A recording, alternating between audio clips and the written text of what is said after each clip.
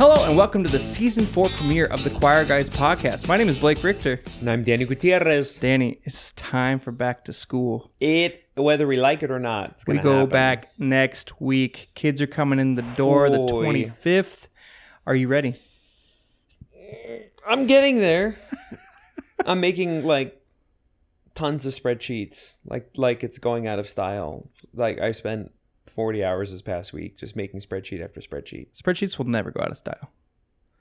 Spreadsheets are So game we're saying changers. that 5 years from now, we're like, ta-da, it went out of style. You've heard it here. I will always use a spreadsheet. I know we're saying that. I literally think spreadsheets can possibly go away in the next few years. I think there's a chance.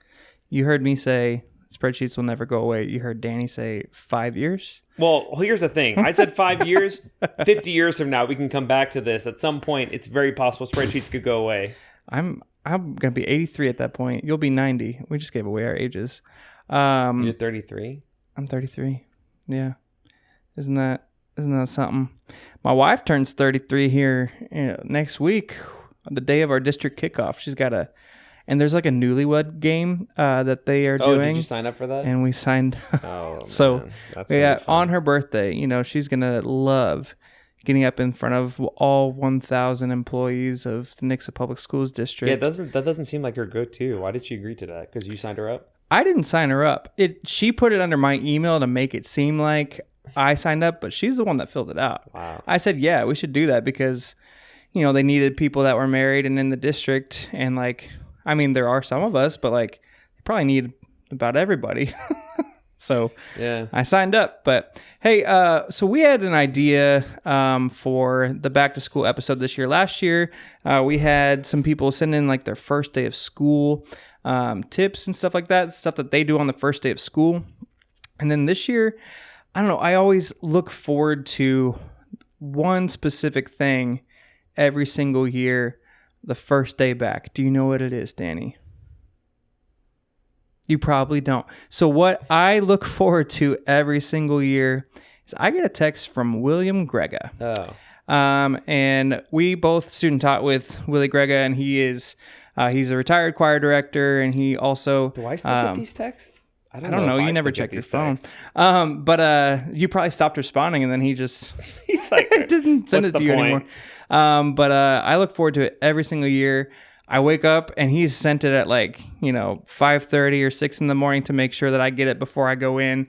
And he just sends an inspirational quote, or he sends an inspirational message to just get me ready and remind me of my why and why I do what I do and why we do what we do as teachers. And so he kind of inspired me to reach out to retired music educators from Missouri and some of our old podcast guests just to kind of get some words of advice or just words of encouragement before we go back next week. And so we are going to watch some of those videos and kind of just let our listeners enjoy hearing these messages and also, get us ready to go as well. Because, I don't know that I'm fully ready yet. This has been such an incredible summer. Just getting to spend time with my 2-year-old, almost 2. She'll be 2 at the end of this month. But we've been potty training. Have I talked to you about this? Oh. Dude, yesterday it was so funny. I was cracking up, which is pretty sad because my daughter was screaming because it was about bedtime and I wanted her to go to the bathroom one more time.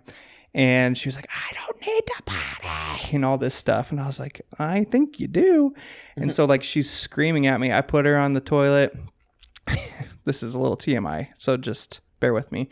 But I put her on the potty, and as she screams so loud, her pee just comes shooting out, and it comes at me from the potty. And I moved her back on the potty to make sure that it went down. No, her screaming caused such pressure that it was I don't know, the fountain of youth. Maybe that's not a really great so visual, many but it was just coming at me. And instead of freaking out, I was just busting out laughing because it was so hilarious. So you just she's peeing at and you're just staying still? No, I got up really quick, but I started laughing so hard just because the visual was so funny. Her just screaming and then it just shooting out. at the same time. So yeah, potty training has been interesting. Unfortunately, I've tasted human.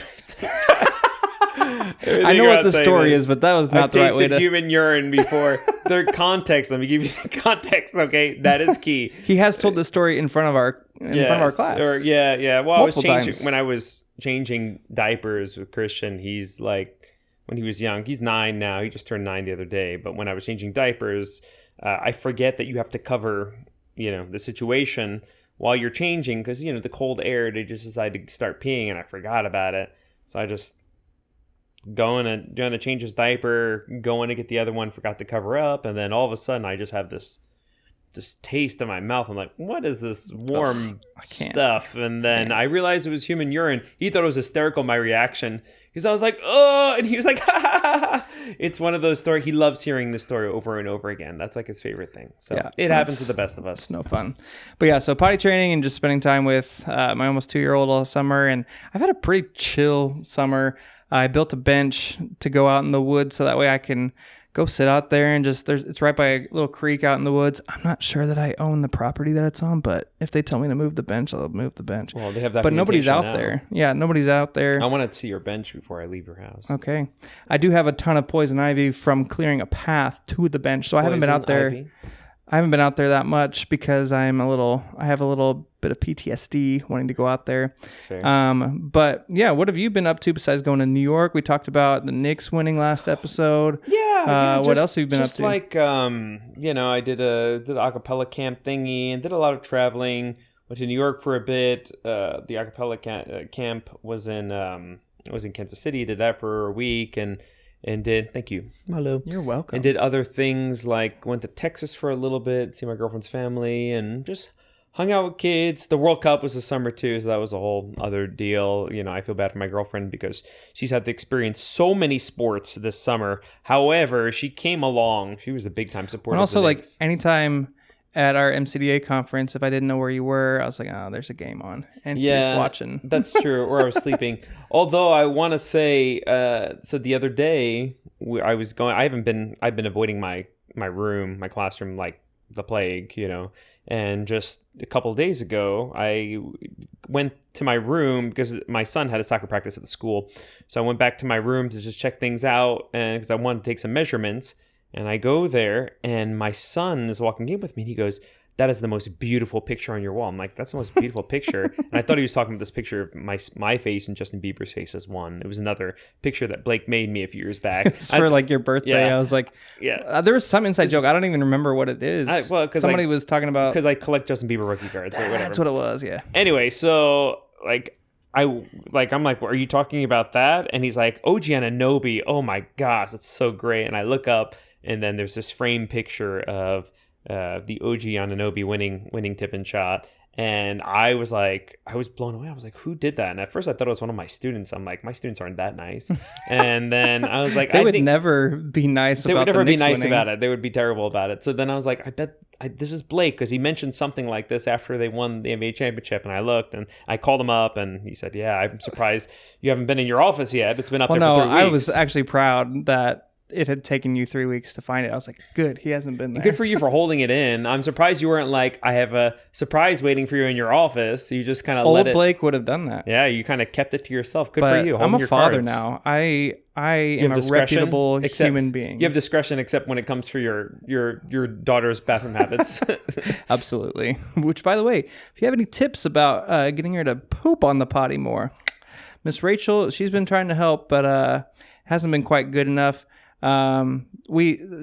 She hasn't for like a month now. I mean, she's pooped. We're gonna stop talking about poop. Yeah, it's all good. I got where you're anyway, going. Speaking of poop, we have the opposite of poop to listen to today. We have got some gold to listen to. That's kind of a stretch connection, but I appreciate the attempt. Yeah, you're welcome. The opposite of poop is gold, as in wisdom. Yeah, Absolutely. Wisdom is like gold. So what we're gonna do is on my laptop, I'm just gonna use my keyboard and I'm gonna play a video or a recording. And Danny's never seen any of these. I haven't seen all of them, but they're all people that we love and we respect, and they're mentors in our lives. And we hope that you guys will also get things from them, as will we.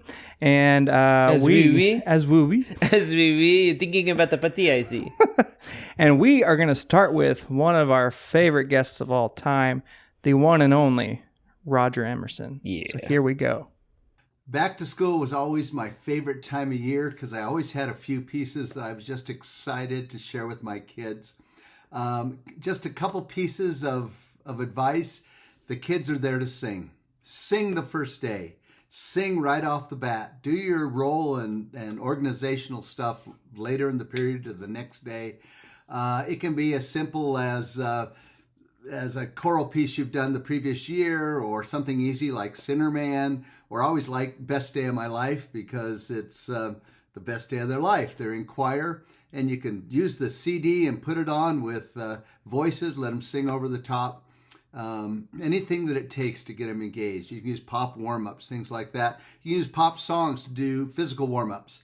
Anything that says, this is fun, and this is something I want to do. Second thing, little advice, buy your first 10 copies digitally, particularly if they're back ordered, because they may be back ordered for some time. So if you purchase your first 10 digitally, a couple of things. One is that, say you need 25, you go ahead and order the other 15. You can go ahead and duplicate those 15 and then destroy them when the hard copies come in.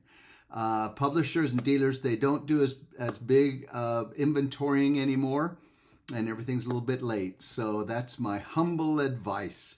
Anyway, I hope you have a great year, and if you ever need me, you can always go to rogeremerson.com. It says contact us. It's just me, and I'll be happy to help the best I can. I'm still a teacher at heart. So anyway, have a great year. Bye-bye. I love Roger. He's the best. Yes. Sing on the first day. We do that. Have fun. Have fun. I mean, like, because in the other classes, what are you doing? Yeah. Rules. Syllabi. Obviously, like, you can teach so much. Like, a lot of people will, like, go through classroom. I used to do this. I used to go through classroom rules and everything the first day when I taught, especially, like, 5th and 6th grade. They come to me once a week. But you can teach all of that while you're teaching. Like, you can do it through the rehearsal time. And it's funny that he said Sinner Man. I know I've told Roger that we do Sinner Man on the first day of school, or like the first week of school. Whenever we're doing like voice placements and everything, we usually do, like the beginning unison section and all that kind of stuff. And then a lot of it is in unison at the beginning. So there's just a lot of fun things that you can do. And that's just been something that Nixa Junior High teachers before me have been doing. So we do it all the time too. So you're singing on the first day, but are you doing rep? Or are you just no, we're not doing rep. So I take him through the training process of seeing music the way I do. So a lot of it, this sounds like very like self-advocating, and it's really not. It's just to make sure we're on the same page for the rest of the year. So the first day is a lot of like just telling them what makes me happy in choirs and what makes me upset with choirs, and just being on the same page. I want them to hear the way I hear, because if we're on the same channel hearing wise, like we'll be in a good spot for the rest of the year, you know. So I'm just gonna say what makes you happy, like bring me chocolate. Bring me chocolate. No. Colombian coffee. Like good resonance makes me happy. Also, I think it's of note. Some people are just nice to look at when they talk. I find it interesting, people that can smile as they speak, like Roger Emerson. It's fascinating to me. And look at his face. I know. I try to do that. Like I try, because sometimes I can only do one thing at a time sometimes. So I can be like intense, I can be happy, I could be informative, but it's hard to do like two together. So when I'm informative, it's mostly like this right now. It's my informative speaking or it's my intense speaking. It's hard to be like this and just talk like that naturally. I am very aware of that with you, because every single week when I have to put together a YouTube thumbnail, trying to find you laughing or smiling is sometimes hard, because you're just very in it the whole time. Yeah. So if you could give like a good cackle like once an episode so I can steal it. Here, let's try it right now. I can do that. That is perfect. That's what we're going to use for the thumbnail. You saw it here. Beautiful. Well, thank you, Roger, for giving us that little tip, those tips as well. And also, you have permission. You now have a permission to smile, but also you have permission to do what he said and buy the first 10 copies digitally, so that way you have it immediately. And then we do that all the time where, like, if we want to start rehearsing it the next day, buy it digitally and then wait for the rest of them to come in to put in our music library, or just buy them all digitally. You can do that as well. Or just be prepared way ahead of time. Yeah, big time. That works too. So but it's hard. It's hard in the classroom because you don't know what the students are going to do until they do it. And then it's like, oh, okay, that idea is not going to work out great. Yeah, no, for sure. Next up, we have past president of SWACTA, past president of MCDA, he passed, I guess, choral VP of MMEA. He's done everything leadership-wise. We have the one and only Jonathan Owen. Current human. Current human, for sure. Here we go. Hi, I'm Jonathan Owen. I became a member of ACDA in 1988, and I retired from teaching in 2018. I have one word that I think I would like to share with teachers who are getting ready to go back in the classroom. And this may be especially a good word for young teachers in their first few years. The word is consistency. To have consistency in your classroom routine and structure. Every student learns better with routine and structure, but there are students who cannot thrive without it. To have consistency in your expectations. Set them high. Keep them consistent, realizing that you have to meet the students where they are and then help them rise to your expectations. Have consistency in discipline. Apply the consequences equally, no matter who breaks the rules. And then a consistency in your teaching, your energy level, and what you expect for yourself every day. Don't let that standard fall. So the word is consistency. Have a great year. I know we talked about that recently with, I think we talked about it maybe 2 years ago on our back to school episode, just being more consistent. I know that's something that I wanted to do. And I think that is so essential. And I like what he said, like, no matter who does something wrong, you got to be consistent. Like, just because you love the kid. I know when I was in high school, there's a kid who was like one of our biggest stars in the choir program and theater program and all this stuff. And he made an idiotic choice, and he knows it was idiotic to send a really inappropriate like message to a teacher. So he got big time suspended, and he was freaking out. Yeah. But yeah, sometimes you got to do it. Yeah, I agree. It's interesting because I definitely would not classify myself as consistent. I'm more like, I see what's in front of my face and I address it intensely in the moment, but I come up with crazy, like very creative ideas, I feel like, for the most part. But what's great, especially with co-teaching with Blake, is that I'll come up with an idea in the moment and then he'll make it into a process. And what I've realized over time is that those processes are key. And so like our first class in the morning, working with all those junior high boys, is a lot. It's a lot of energy. It's a lot of different things. But what's great is that they're very settled. I say for the most part, they're very settled and they're very focused because they know what to expect, when to expect it. And I think that helps with the learning process for sure. Yeah, for sure. Well, thank you, Jonathan, for talking about consistency. Next, we've got past president of MCDA, MMEA as well, and then also a Luther T. Spade Hall of Famer with the Missouri Choral Directors Association. We have Brian Reeves.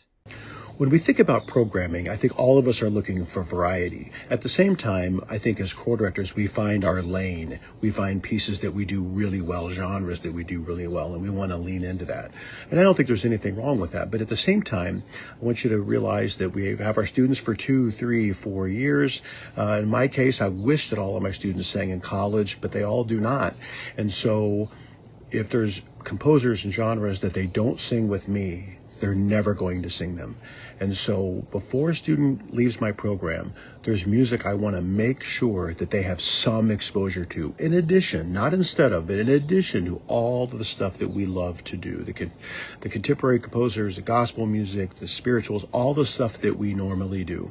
And that is that before my students leave the program, they're going to sing something by Vaughan Williams. They're going to sing something by Mozart. And I'm talking one piece over the course of 3 to 4 years. And I think that is important for their well-rounded music education and a way of expanding their musical vocabulary. Hope you'll consider that.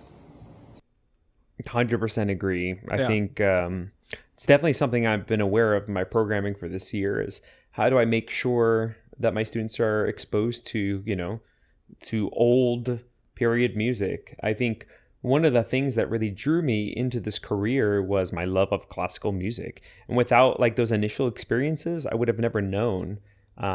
So yeah, 100% so specifically to Brian's point, include something older, in the equation because it's a great experiential thing for the students.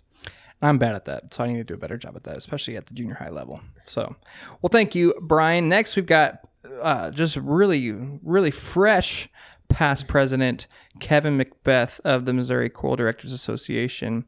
Here we go. Hi, friends. As you go back to school and return to your classroom, here are 5 tips that might help you get the year started. In fact, I use the acronym START, which might help you remember each of these tips. So tip number 1, S, is to sing. Make sure that you're singing right away as early as you can as the students enter your classroom. That is the reason, after all, that they're there. T is teach. Make sure here that you're teaching the process of how your classroom functions. Everything from arriving to warming up to finding their music, all of those things that are part of that. A, that this tip is accept. Accept the fact that there are going to be distractions. There are going to be things that will take you off course for a bit for that day, but plan for them and accept that they're going to happen. Next is R, reinforce. Here's where you reinforce your expectations of them, the rules and the regulations. I like to have those a little later in the process as opposed to starting right away with those things. And finally, treat. Finish your rehearsal, finish your time together with a musical treat for them. A fun warm-up, a fun piece that they already know, a theme song that you'll use, a motto, something that they can leave the room humming so that they can really remember that time that they spent in your classroom. I hope these tips will be helpful for you, and good luck as you're starting this year with your students. Beautiful. Solid. I like it, which raises the question, did Kevin Macbeth teach in the classroom at some point? I'm not sure. He's a church choir director in St. Louis right now, and the St. Louis Symphony as well. And because this is solid. This is solid. It's so great. But like he's around teachers all the time. So yeah. And he is a teacher in his church choir as well. Yeah, of course. But yeah, I love giving them a treat at the end. I always have kids that are walking out singing Sinnerman arranged by Roger Emerson. If they're walking out of the class singing what they just sang, it's a good sign. And then I have other teachers that complain to me. They're like, ugh, why are they talking about your class so much? Blah, blah, blah. I'm like, well, give them a treat. Give them a little treat at the end. Treat yourself. Well, thank you, Kevin. Next up, we've got previous guest from our podcast, the creator of S Cubed, Mr. Dale Duncan himself. Let's see what he has to say. First day of school tip for you. Print out your rosters, do your seating charts before the first day of school, and find a way to label the chairs with the names of the children so that on that very first day, they have a place to be. It will calm them and help them know that your room is a safe, secure place to be. I've blogged about this and I've posted YouTube videos about this. It's called The First 10 Minutes of the First Day of Middle School Choir. Go check it out and it'll give you some more information about how this all works so you can start the year strong and secure. Have a great one. That's a good one. I like the structure concept. Especially like middle school, like they're walking in, they're super nervous, and just having a place to go. I always just say, sit where you're comfortable, but then sometimes they're a little too comfortable. And so then that also like will point out some get behaviors. A little clicky right away. Well, it points out like when I do create my seating chart, I know who not to put next to who. So I think there's pros and cons to both, but I love having, kids already have a spot, have a place. So good job. Yeah. Good job, Dale. Thanks for sharing that, Dale. Next up, we've got past president of the Missouri Music Educators Association and a retired primarily band director, but she also taught choir. We've got Chris Sprague. My best piece of advice for those of you returning to the classroom this fall is to be sure that you find your people. Whether you are a teacher brand new to the classroom, whether you've just been teaching a few years, or whether you've been doing this a long time, you're going to need someone to bounce ideas off of, someone to commiserate with, and let's face it, someone to complain to. So make sure that you can find people like that you can trust, that you can talk with. It's the single most important thing you can do for the longevity of your career. I want to wish you the very best for the coming year and just bless you for the work that you're doing for the children of Missouri. Thanks. Missouri and abroad for all of our listeners not in Missouri. I love this. I mean, it's nice when you co-teach because, like, you and I can vent, you and I can complain. We can also collaborate and everything. And I also do that with Lauren. And, we'll have a student teacher this semester as well in our classroom. Do you have one as well? No, Jennifer does. But okay, cool. But yeah, it's just always good. One thing that my wife has done is she's a librarian down the hall in our school, and she has this like group chat with three colleagues that are all science teachers, and they're called the Girly Pops. So they hang out like all the time. They are texting all the time. They even went this summer. Like my wife is very introverted, but she went on a girls trip to Tulsa, Oklahoma for a couple days with these girls. So she has found her people, and she's just really, and it's like made a huge world of difference. Because again, you do need some people to vent to and go to whenever you're struggling. And, some people in that group have really gone through it and they've needed to just pop into the library to talk to Caitlin about things. And so it's just important for sure. Well, thank you, Chris, for sharing that. That is super, super wise. Next, we've got the current president of the Missouri Choral Directors Association, also a retired music educator, Christy Elsey. This is Christy Elsey, and my advice to teachers as you begin the year is to remember the little moments are the ones that really matter. Don't get yourself too caught up in the big picture. Enjoy those little moments when the kids come in at the door and they tell you a funny story. Enjoy the times when they pull you aside and tell you how much they love singing and maybe about the frog in their pocket. Who knows what they're going to tell you, but enjoy the little moments. Have a great year. That is huge. I know there was a point this last year where it was about February or March where I was like, is this what I'm supposed to be doing the rest of my life? And I talked about it in therapy because I don't know, that's just always like the armpit of the school year. And I feel like people in our generation, sometimes they'll work at a job for like 5 years and then move on. And this is going into my 12th year of education, 7th year in the same building. So I was like, is this what I'm supposed to be doing? Or do I go do video production stuff and composing stuff full time, kind of like freelance stuff? But then I started trying to find the joy in the little things. And it was the kid coming up to me and telling me some stupid joke that just made me roll on the floor where I was like, this is why I do it. Or the moments where they are, they are just finally getting it when it comes to the music. Like, that is why I do what I do. I don't know if you've had those moments as well. Yeah, and I think it's actually a good life rule. Just kind of live in the moment, live in the now, as opposed to being, worried all the time about what will happen, or you just think about what's happening right now in front of you. What's the good that's happening in your life? And I think that's a good way to live in general. Well, thank you, Christy. Next, we have two of our huge mentors in our life. I know when Danny is interviewed for new jobs or whatever, he has gone to the Scotts to get advice, and they're just, sometimes we go out on their boat for the lake, which if you go back to season 2, you can see Danny's, adventures with the worm. That was on Jerry Scott's boat. But Vicky and Jerry Scott are just huge mentors to us. And so they both sent in separate things. And Vicky was also one of my professors in college at Missouri State. They're both retired educators, but Vicky also is still teaching at Missouri State. She has shared this story to our classes a bunch of times, but I think it is so important to hear. So enjoy.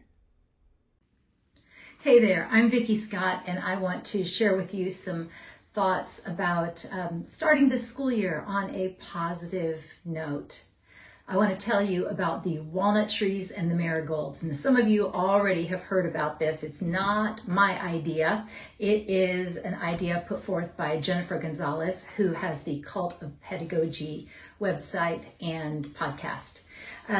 Marigolds, beautiful flowers, yellow or orange, and they are protector plants. They are plants that will repel pests and predators. A lot of gardeners like to plant them around the perimeter of their vegetable gardens to keep out the bugs and the bunnies. Walnut trees, on the other hand, can be toxic. They put a chemical out into the ground that makes it so that some vegetation will not grow around a walnut tree. You may not be aware, but schools are full of walnut trees.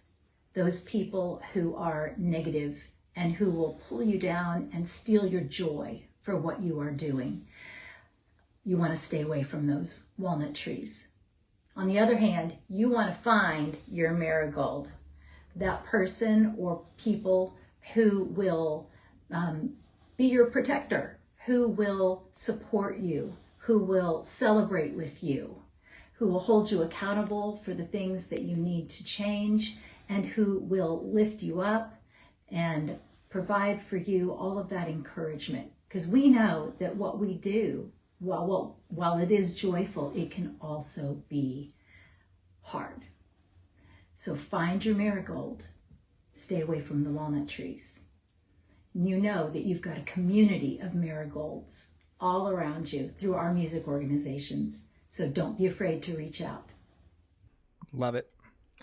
Yeah, that's kind of what Chris was saying as well. I just like the visual and the more, it's just more of a narrative about it as well.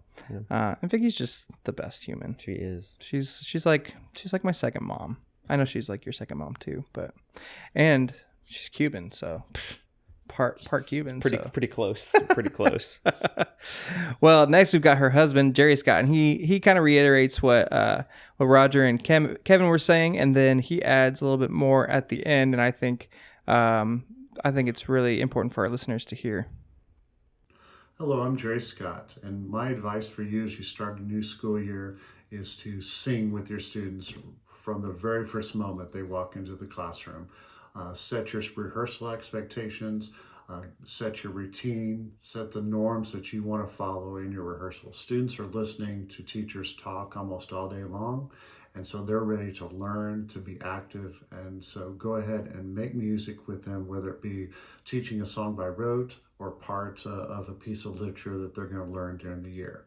I would also encourage you to engage with your colleagues. If you have new colleagues in your building, get to know them. New people in your department, get to know them.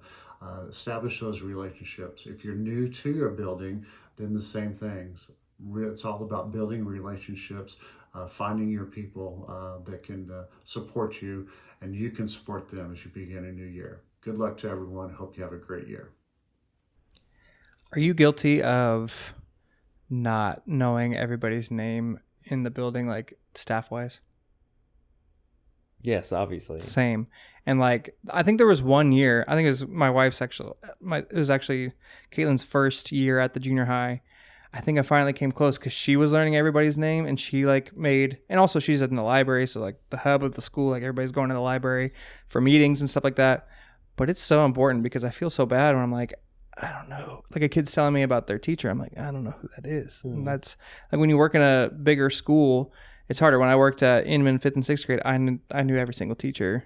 I knew everybody in that I still building. feel like you're pretty good with names. I feel like you pretty know good most with of the names, but teachers like there. I used to be like really good.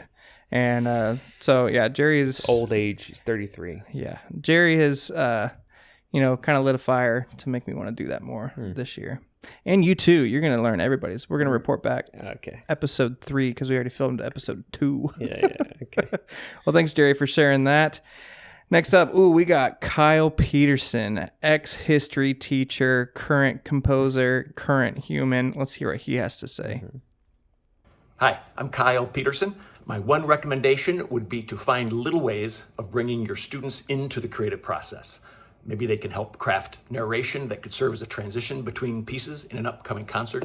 Maybe they could help create body percussion or movement for a piece.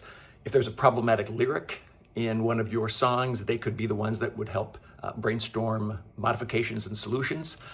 They could search and find images or video clips that represent something that the text or the music means to them. They could then share that with themselves or even an audience. And one of my favorite little strategies is to simply loop a chord progression on the piano for warm-ups and ask the students to harmonize, free harmonize over the top. So they're listening and creating in real time together. Because I do truly believe that everybody in our choir rooms is at the heart a creator, and it is just such a powerful, amazing, and fun thing when we can help them see themselves as such. So have a great year creating together.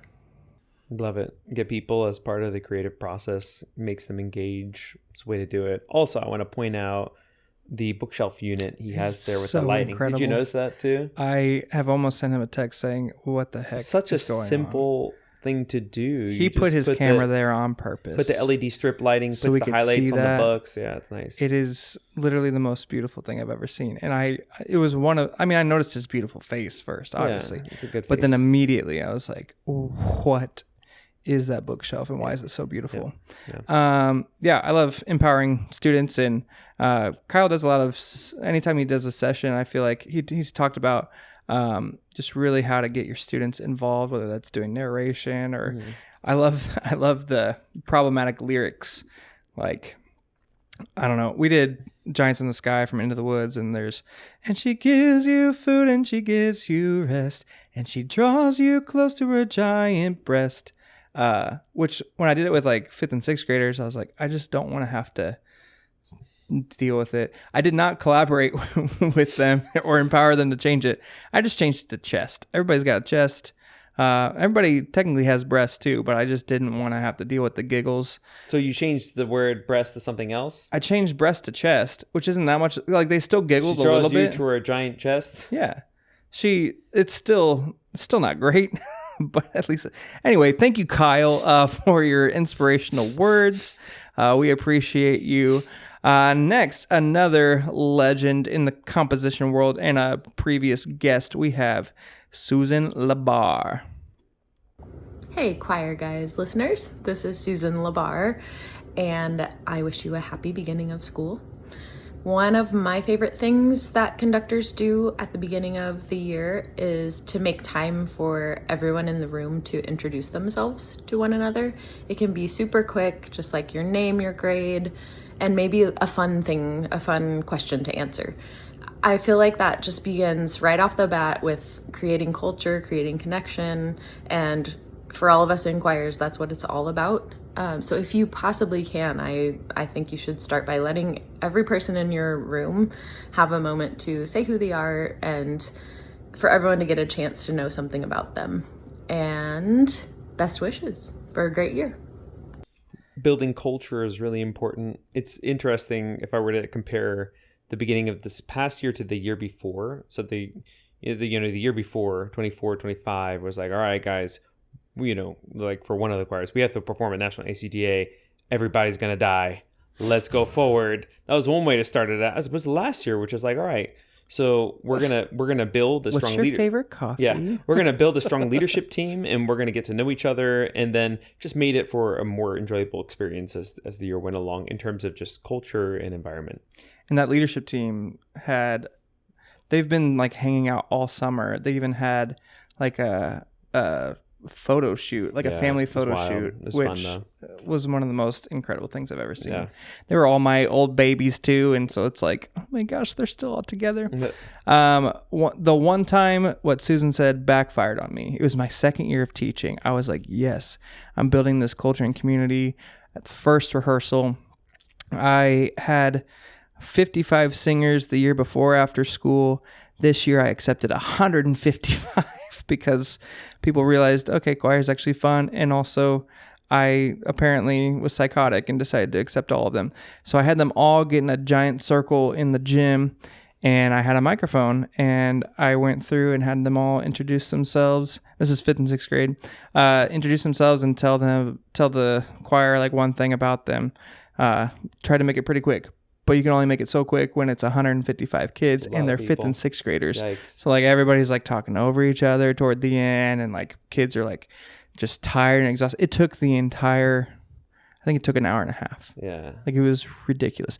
But with smaller ensembles, and if you put more parameters in, and you're not a second year teacher trying to do that with 155 5th and 6th graders. Yeah.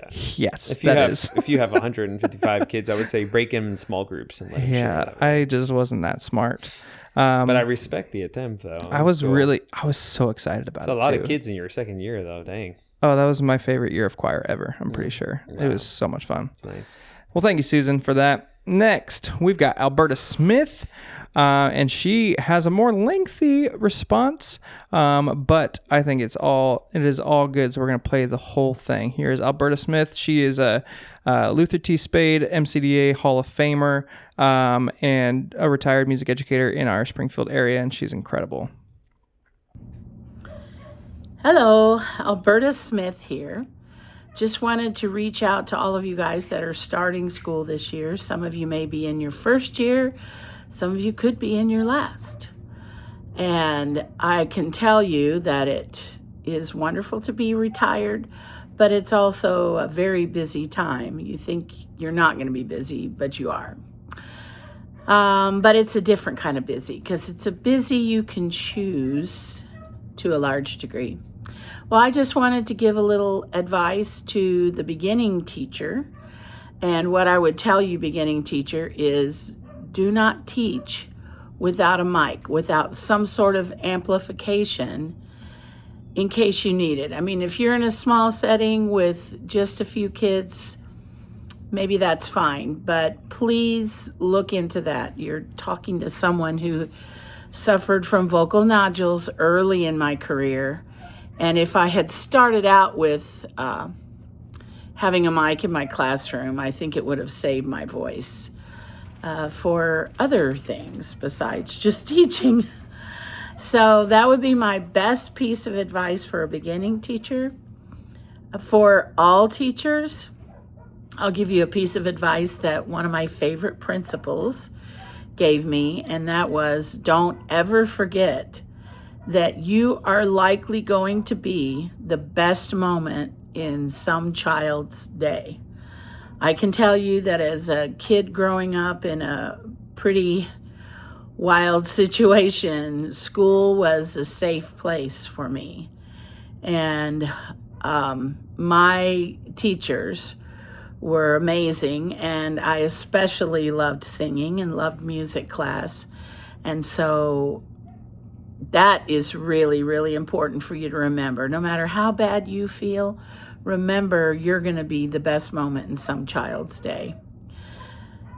And it's hard. Teaching is hard. And I think it just gets harder with the amount of technology that is added into our classrooms year after year. But I believe that it's the best profession in the world, and that you have something to give students, so please don't give up. The next thing I'd like to say is, the next piece of advice for everybody is to use your resources. You know people. You went to college, you know people from your college, you know people from your own school experiences. Don't be afraid to reach out to them. All of us have been there. Certainly I would offer, to come and work with your kids, or to sit down and have a cup of coffee and talk over what's bugging you. So be sure to use your resources. It's unbelievable what a difference that will make. And then the last piece of advice I have, which I didn't start this until about my 4th year of teaching, because I taught with a teacher who gave me this advice, and that was to start a blue file. In my day, it was a a blue file folder, and he said, put everything in it positive that your students give you in terms of feedback. Little notes that they write you or little blessings that they give you throughout the year. So start a blue file.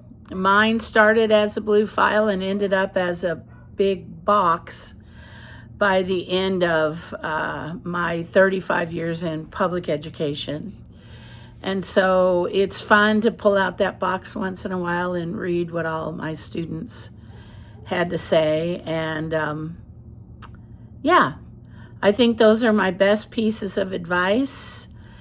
One piece of advice I was also given, which kind of backfired on me once, was remember, it's not about you. That most of the time when you have misbehavior in your classroom, it's not about you. It's something that the child in the room is dealing with.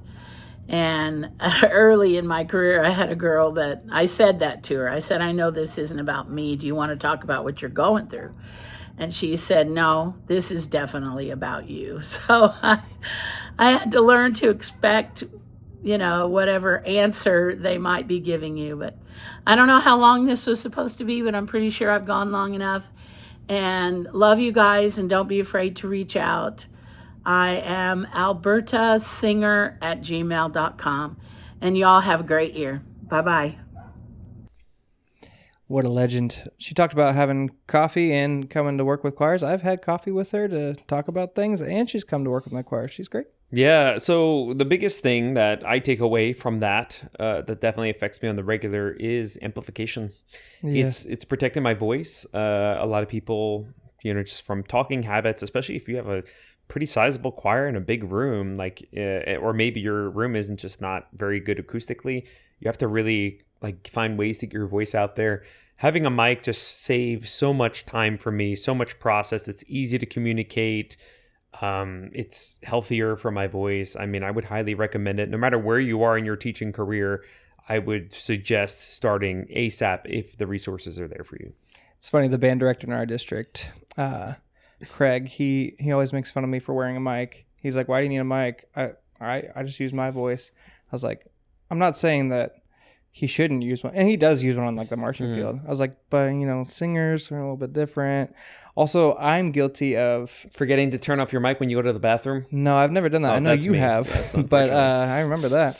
But I am guilty of just shouting, not at kids, but because I'm excited about things. Yeah, just shout random things. I still do that with the really mic high on. pitch too. It's like an E flat. He'll go up to, and it's just I'll still do that with the mic on, but it reminds me okay, I shouldn't scream as much or shout. That's what he does. I just get really excited. Yeah, it's fun. Well, great tips from Alberta Smith. We've got two more. Next one, the great Julie Yu. Such good wisdom here from Julie. I love watching movies that are about time loops. This involves where the character has to relive a day over and over again. And that could be movies like Groundhog's Day or The Edge of Tomorrow or 50 First Dates. And the reason I like these movies is it does remind me of my favorite quote by Nito Kubain that says, "Your present circumstances don't determine where you can go. They merely determine where you start." And as we start the new school year, for those of us who have been teaching for a while, I think we try to avoid the definition of insanity, is that we're doing the same thing over and over and expecting a different result. We want something new and amazing for our students and for ourselves. And so by thinking about this is a fresh start and not predetermining where we will go, but being open to the adventure that lies ahead, I think is really, really exciting. So as you begin the school year, I wish you just a magical, magical time. And may you have adventures that you couldn't predict. And may you have joys that you deserve. Thank you for all you do for music education and for choral music. And God bless you on this journey. Just the best human. Yeah. I know we've said that about many people that we've heard from, but what's really now elevated her is the time loop concept of movies. I actually do too love time loop movies. She's been elevated in your life. Edge of Tomorrow. It's a great movie. You've seen that movie? I don't think so. It's like he keeps reliving the same day over and over again because he has like weird blood with an alien because his blood changed and he's trying to like help defeat the aliens. It's a good movie. Groundhog Day is classic. My favorite movie is Elf, so that's kind of my... That's not really a time loop movie, but that explains a ton. No, I didn't say that was a time loop movie. I'm just saying that's like the kind of movie. It kind of is a time loop movie because you keep watching it again and again. I do watch it once a year at least. I mean, I try to emulate him every single day, if you haven't noticed. So yes. Well, we have saved Willie Grega for the end, just because again he's kind of the one that inspired me to want to do this. And are you getting his texts? No. Shame. He stopped. Guess I am. Maybe I was at one point, but I think I fell off the list. Did you not respond? I don't know. Like our texts are limited over time, but I was looking the past few years. I haven't received a text. Well, Willie's been called out. Apparently, he just likes me. maybe the beginning of the year I need to text him. Be like, "Where's my text?" No, I just always look forward to it. And this is just gold what he has to say, and he's just got another calming presence. So here is Willie Grega, past president of MCDA, also MCDA Hall of Famer and the Luther T. Spade Award winner. Here we go. As the year gets rolling and it becomes clear who some of your challenging students will be, find a way to connect with them in a positive fashion so that when you have to connect with them in a less than positive way, you've established relationship. Judy Bruner, a wonderful principal of mine, reminded us, and I'll paraphrase, if they believe that you like them, they will be more likely to work with you and forgive most any fault you have. She went on to say that if they believe that you don't like them, they'll find a way to create problems for you. Think back on your favorite teacher. You believed or knew that that teacher liked you. On the flip side, think back to your least favorite teacher. You probably believed or knew that they didn't like you. So make a connection. Many of our scariest students have no one that attempts to connect with them. In fact, it'll catch them off guard. They're used to folks not liking them. Maybe have a student run an errand for you or give them a particular task each day that no one else knows about. Some of your most challenging students will benefit from this connection with you. It'll be good for you, it'll be good for your classroom, and it'll be good for that student. Now get out there and make a difference in those young people's lives. And he doesn't just like say this, like he puts it into practice. I know I saw it when I student taught with him daily. I'm sure you saw it too. That's like what he is so good at and why so many people viewed him as their favorite teacher, because no matter what mistakes they made, no matter how they thought they failed him, he was still there for them. Yeah, so the thing I take is a couple things, a couple thoughts. One is the concept of investment. And making deposits and withdrawals. I don't know how you say that word in Missouri. Just say it how you want to say it. Anyway, so if I want to make good on with a student on a behavior or some sort of task that I want of them, there needs to be a lot of investment there. I think the same applies to choir in a very practical way. The higher I want the rigor to be in my classroom, the more precise I want the students to sing, the level of camaraderie, team building, and humor has to equal that, right? So let's say I'm expecting students to be the freaking best choir in the world. If my level of humanity does not match that, they will want to kill me. I heard a quote, it said, when you're, I guess something to the effect of when you're leading people, make them laugh or they will kill you. And I think eventually, if you think about that, it's kind of true. If all the truth, or no, when you tell people the truth, make them laugh or they'll kill you. If you just tell people the truth all day long and never make them laugh, they will get angry. So I think everything is proportional. Here's something else, another Willie Grega. I don't know if I call this a gem, but it's just something that stuck with me. And I don't know if I agree with it, but it's something he said. He said, sometimes in the class, you have to, this is metaphorically, not literally, you have to punch the toughest guy right in the face. And then everyone else falls in line or something to that effect. It's true. And that might be a good motto for the mafia as well. But I think he loves leadership quotes, and he loves like following like coaches. He's big into John coaching. Wooden. Yeah, John Wooden's quotes and everything like that. And so like I feel like on your varsity football team, if you go after the quarterback and you say, hey, you're not doing this, like everybody's gonna be like, oh shoot, what are they gonna say about me? And then everybody's gonna like, I think that's valid. Yeah, and that's true. And I think to that, to bring it back to choir too, for me, it's the concept of section leadership, like whatever choir leadership structure you might have in your class.